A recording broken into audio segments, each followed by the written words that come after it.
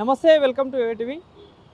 కేంద్ర మంత్రి బండి సంజయ్ కాంగ్రెస్ పార్టీ ఉద్దేశించి కీలక వ్యాఖ్యలు చేయడం జరిగింది. ఏదైతే ఎమ్మెల్సీ ఎన్నికల్లో కాంగ్రెస్ పార్టీకి ఓటేస్తే పాకిస్తాన్ని గెలిపించినట్టు, అదే బీజేపీని గెలిపిస్తే ఇండియాని గెలిపించినట్టు అని చెప్పేసి కూడా ఏదైతే మొన్న జరిగిన ఇండియా పాకిస్తాన్ మ్యాచ్ని ఉద్దేశించి కూడా ఎమ్మెల్సీ ఎన్నికలకు ముడిపెట్టడం జరిగింది. సో అని మాట్లాడదాం. ఇలా అనేక అంశాలు ఏదైతే చూసుకుంటే ఈరోజు ఎమ్మెల్సీ కవిత గారు కూడా అయితే రేవంత్ రెడ్డి గారు మోడీ డైరెక్షన్లో పనిచేస్తూ ఉన్నారు అంటూ కూడా కీలక వ్యాఖ్యలు చేయడం జరిగింది. ఇదే రెండు అంశాలు మీద మాట్లాడదాం. మనతో పాటు మాట్లాడడానికి కాంగ్రెస్ పార్టీ సీనియర్ నాయకులు, స్పోక్స్ పర్సన్ చరణ్ కౌశిక్ గారు ఉన్నారు. అన్న నమస్తే. సో ఎట్లా చూస్తారు, ఒక కేంద్ర మంత్రి స్థాయిలో ఉండి కూడా బండి సంజయ్ గారు ఎమ్మెల్సీ ఎన్నికల్లో కాంగ్రెస్ పార్టీ కోటేస్తే పాకిస్తాన్ గెలిపించినట్టు కూడా మాట్లాడడం జరిగింది. ఎమ్మెల్సీ ఎన్నికల్లో ఒకవేళ కాంగ్రెస్ పార్టీ ఓడిపోతే రేవంత్ రెడ్డి గారు రాజీనామా చేయడానికి సిద్ధమేనా అంటూ సవాల్ విసరడం జరిగింది. ఏం చెప్తారు దీనికి? బండి సంజయ్కి ఎలక్షన్లు వచ్చినప్పుడు పాకిస్తాన్ గుర్తొస్తుంది, ఎలక్షన్లు వస్తే పుల్వామా గుర్తొస్తుంది, ఎలక్షన్లు వస్తే ఉమ్మడి పౌరసత్వం గుర్తొస్తుంది, ఎలక్షన్లు వస్తే ఓల్డ్ సీట్లో రోహింగ్యాలు గుర్తొస్తారు, ఎలక్షన్లు వస్తే బాలాకోడు రామమందిరం గుర్తొస్తాడు, దేవుడు గుర్తొస్తాడు. అన్నీ భారతీయ జనతా పార్టీ అలవాటు. ఇది భారతీయ జనతా పార్టీ తెలంగాణకి ఏం చేసిందో చెప్పాయా బండి సంజయ్ అంటే సమాధానం చెప్పకుండా కేంద్రంలో పోయి కేంద్ర మంత్రులతో కలిసి ప్రధానమంత్రి కలిసి తెలంగాణ నిధులు లేకుండా తెలంగాణలో అటు ఇటు తిరిగి మీడియా స్టాండ్ క్రియేట్ చేసే ప్రయత్నం బండి సంజయ్ గారు చేస్తున్నా కనపడతా ఉంది. ఏముంది, ఆయన పనే ఉంది, పాటే ఉంది. కేంద్రంలో పోయి నిధులు తేవచ్చు కదా తెలంగాణకు, ఐటీఆర్ ప్రాజెక్టు కోసమో, RRR కోసమో, మెట్రో విస్తరణ కోసమో, లేకపోతే డ్రై పోర్ట్ కోసమో, మూసీ కోసమో, హైడ్రా కోసమో, దేని మీద ఉందా అవగాహన? బండి సంజయ్కి ఏమన్నా పాకిస్తాన్ తప్ప ఏమైనా ఉందా? అదే రోహింగ్యాలు వచ్చి అమిత్ షా వచ్చి హైదరాబాద్ ఏం చెప్పి రోహింగ్యాలు ఏరేస్తాను. ఢిల్లీలో రోహింగ్యాలు డబుల్ బెడ్రూమ్ ఇచ్చింది భారతీయ జనతా పార్టీ. ఏమన్నంటే బీపీ వ్యతిరేకం అంటారు, నార్థన్ స్టేట్ పోయి బీపీ తినమంటారు, వేరే రాష్ట్రాల్లో బీపీని వ్యతిరేకిస్తారు. ఏమన్నంటే కేరళ స్టోర్ అంటారు ఒకసారి కర్ణాటక ఎలక్షన్లో, ఇంకోసారి జమ్మూ కాశ్మీర్ స్టోర్ అంటారు. అంటే ఇదే పని ఆ భారతీయ జనతా పార్టీ డెవలప్మెంట్ మీద ఏం చేసారో చెప్పండి బండి సంజయ్. నరేంద్ర మోడీ గారు ప్రధానమంత్రి అయిన తర్వాత ఈ 10 సంవత్సరాల కాలంలో దేశ జీడిపి ఎంత పెరిగింది? 2014 ముందు 8% ఉన్న జీడిపి 11 సంవత్సరాల్లో 6.3%. ఆనాడు 62 రూపాయ, ఈరోజు 87.14. ఈ దేశంలో పేదరికం పెడుతుంది, ఆకలి చావులు పెడుతున్నాయి, నిరుద్యోగం పెరుగుతూ ఉంది. దాని గురించి మాట్లాడాలంటే బండి సంజయ్ పాకిస్తాన్ ఇండియా ఏందా? ఇండియా పాకిస్తాన్ ఏంది? ఇండియా పాకిస్తాను అంటే తెలంగాణ ప్రజలు రెచ్చగొడుతున్నావా? రెచ్చగొట్టి తెలంగాణ రాష్ట్రంలో మరోసారి మత విద్వేషాలు రెచ్చగొట్టి ఓట్లు వేయించుకునే ప్రయత్నం భారతీయ జనతా పార్టీ చేస్తాం. అంటే దేశ రాజకీయాల్లో ఎట్లున్నా కూడా తెలంగాణ విషయానికి వచ్చేసరికి కాంగ్రెస్ బీజేపీ ఒకటే. బీజేపీ డైరెక్షన్లోనే కాంగ్రెస్ పార్టీ నడుస్తూ ఉంది. కాంగ్రెస్ పార్టీ ఎమ్మెల్యేలు, మంత్రులు కూడా బీజేపీ నాయకులే కాపాడుతూ ఉన్నారు వాళ్ళని చెప్పేసి చెప్తా ఉన్నారు. ఏం చెప్తారు? ఏం పని చేసినామని కాపాడుతారు వాళ్ళు? మేమేమైనా లంగ పని చేసినావా, లేకపోతే ఏమైనా స్కాములు చేసినావా?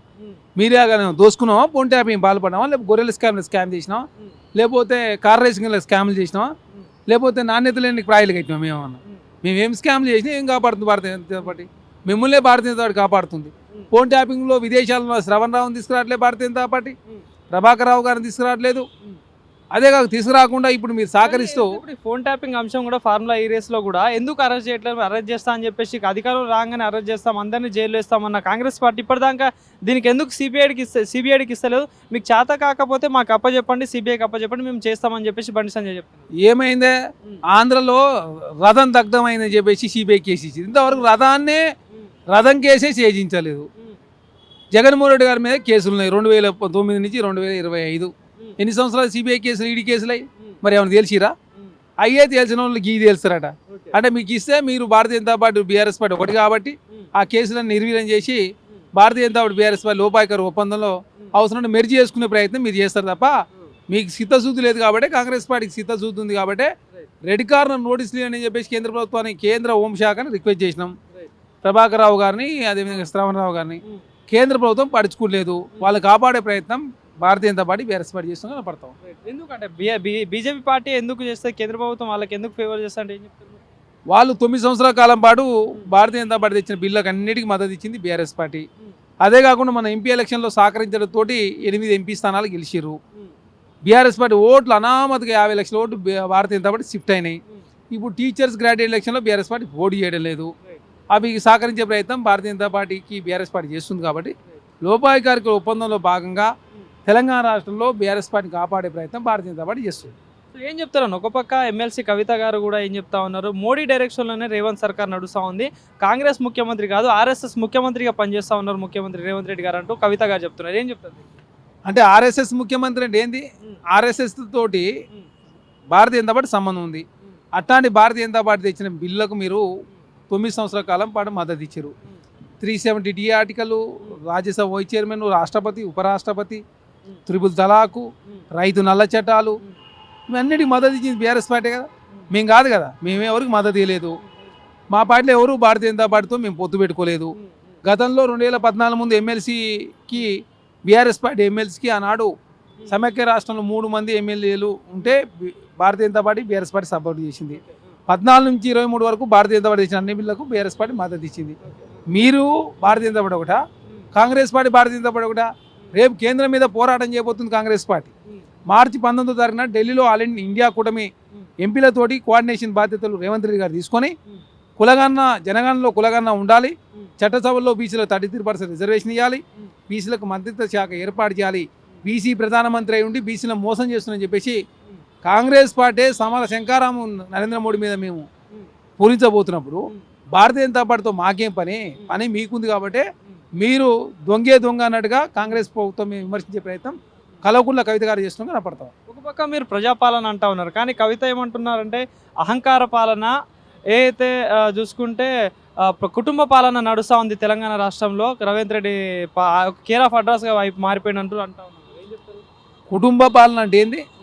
మీ ఇంట్లో మీరు ఎంపీ ఎమ్మెల్సీ, మీ సంతోష్ కుమార్ రాజ్యసభ, హరీష్ రావు గారు మంత్రి, కేటీఆర్ గారు మంత్రి, అది సరిపోదన్నట్టుగా సెటిల్మెంట్ చేయడానికి కన్నారావు, మహారాష్ట్ర ఇన్ఛార్జి వంశీధరరావు, కేసీఆర్ గారు ముఖ్యమంత్రి. మీరు ఫస్ట్ నుంచి రాజకీయాలు సరే, ఫస్ట్ నుంచి రాజకీయాలు విద్యార్థి దశ నుంచి ఇప్పుడు కొత్తగా లేరంటే ఒక అర్థం ఉంది. రేవంత్ రెడ్డి గారి కుటుంబంలో ఉన్నటువంటి బ్రదర్సు వాళ్ళంతా విద్యార్థి దశ రాజకీయాల నుంచి రాజకీయాలు వాళ్ళు తెలంగాణ రాష్ట్రంలో రేవంత్ రెడ్డి గారికి సపోర్ట్గా మాత్రం ఉన్నారు తప్ప ఏ పదవి కూడా తీసుకోలేదు. అయినా చూసి ఓరలేక రేవంత్ రెడ్డి గారి కుటుంబాన్ని బదనాం చేసే ప్రయత్నం బీఆర్ఎస్ పార్టీ చేస్తూ ఉంది. మీ కుటుంబంలో 6 మంది ఉండొచ్చు, రేవంత్ రెడ్డి కుటుంబంలో ఎవరికి పదవులు లేకున్నా కూడా ప్రతిసారి కుటుంబాన్ని తీసుకొచ్చి తెలంగాణ ప్రజల ముందు బీఆర్ఎస్ పార్టీ నవలపాలు అవుతుంది తప్ప తెలంగాణ సమాజం ఎవరు కూడా అంగీకరించరు. ఎందుకంటే మీ ఇంట్లోనే పదవులు తీసుకురు కదా, మీ ఇంట్లోనే హేమాన్షిరావు గారికి సెక్యూరిటీ పెట్టుకోవచ్చు, కేటీఆర్ గారి భార్యకి సెక్యూరిటీ ఉంటుంది, కేసీఆర్ గారి భార్యకి సెక్యూరిటీ ఉండవచ్చు, కానీ రేవంత్ రెడ్డి గారి కుటుంబంలో సెక్యూరిటీ ఉంటుంది అని చెప్పేసి బీఆర్ఎస్ పార్టీ మాట్లాడేదాన్ని తెలంగాణ సమాజం ఏ పదవి బాధ్యతలు చేయని వ్యక్తిని ఇన్ఛార్జ్గా ఎట్లా నియమిస్తారు కొడంగల్లో అని చెప్పేసి అంటా ఉన్నారు. అయితే వాళ్ళ సోదరికి చేసిన దాని మీద కవిత చెప్తున్నారు. కాంగ్రెస్ పార్టీ ఇన్ఛార్జ్ కదా, మీ ప్రభుత్వం నుంచి ఇన్ఛార్జ్ చేసిరా? ఏ పదవి చేయకుండా నామినేటెడ్ చేయొచ్చు కదా, అయినా చేయలే. కాంగ్రెస్ పార్టీ ఇన్ఛార్జ్గా తను ఉన్నాడు, Patnarayana Reddy BRS party in charge, Congress party తను ఇన్ఛార్జ్. ఇంట్లో తప్పేంది? మరి అమ్మా మీరు బాగా మాట్లాడతారు, మీరేమో అన్ని దోసుక తినవచ్చు, తెలంగాణ లూటీ చేయొచ్చు, ఆగమాగం చేయొచ్చు, పదవులు అనుభవించవచ్చు. కానీ రేవంత్ రెడ్డి గారి కుటుంబంలో స్వచ్ఛందంగా సేవ చేస్తుంటే కూడా వాళ్ళు అట్లా ఇన్ఛార్జ్ ఉంటారంటే మీరెవరు చెప్తానికి? తెలంగాణ సమాజం చీదరించింది మిమ్మల్ని, అందుకే ఇంటికి పంపిణీ అయినా పూర్తి రాకపోతే ఎట్లా? ఏం చెప్తారన్న? ఫైనల్గా ఈరోజు ఎమ్మెల్సీ ఎన్నికల ఓటింగ్ జరుగుతూ ఉంది. సో మరి 3 స్థానాల్లో గెలవబోతుందా కాంగ్రెస్ పార్టీ? ఒకవేళ గెలవకపోతే ఏంటి మరి వచ్చే స్థానిక ఎన్నికల్లో దీని ఎఫెక్ట్ ఉండబోతుందా? మేము గ్రాడ్యుయేట్ ఎలక్షన్లో కాంగ్రెస్ పార్టీ పోటీ చేస్తాం, టీచర్స్ ఎలక్షన్లో పోటీ చేయడం లేదు. బీఆర్ఎస్ పార్టీ ఏమో ఏకంగా 3 ఎలక్షన్లో పోటీ చేస్తలేదు. భారతీయ జనతా పార్టీ గెలవాలని చెప్పి బీఆర్ఎస్ పార్టీ కోరుకుంటా ఉంది. ఇక భారతీయ జనతా పార్టీ ఏమో అరువు తీసుకొచ్చుకున్నారు, అంత పైసలను వాళ్ళు తీసుకొచ్చి ఓటుకు 10,000, టీచర్స్కి 10,000 అట, గ్రాడ్యుయేట్ 3,000 అట. రాజకీయాలు మొత్తం ఆనాడు కేసీఆర్ గారు కాస్ట్లీ చేసిన తర్వాత నరేంద్ర మోడీ గారు ఇప్పుడు మరొకసారి తెలంగాణ రాష్ట్రంలో ఈ కార్పొరేటర్ని తీసుకొచ్చి రాజకీయాలు కాస్ట్లీ చేసే ప్రయత్నం భారతీయ జనతా పార్టీ చేస్తూ ఉన్నాయి. కాబట్టి టీచర్స్ గ్రాడ్యుయేట్స్ అంత విజ్ఞులు ఖచ్చితంగా గ్రాడ్యుయేట్ ఎలక్షన్లో కాంగ్రెస్ పార్టీ గెలుస్తాం.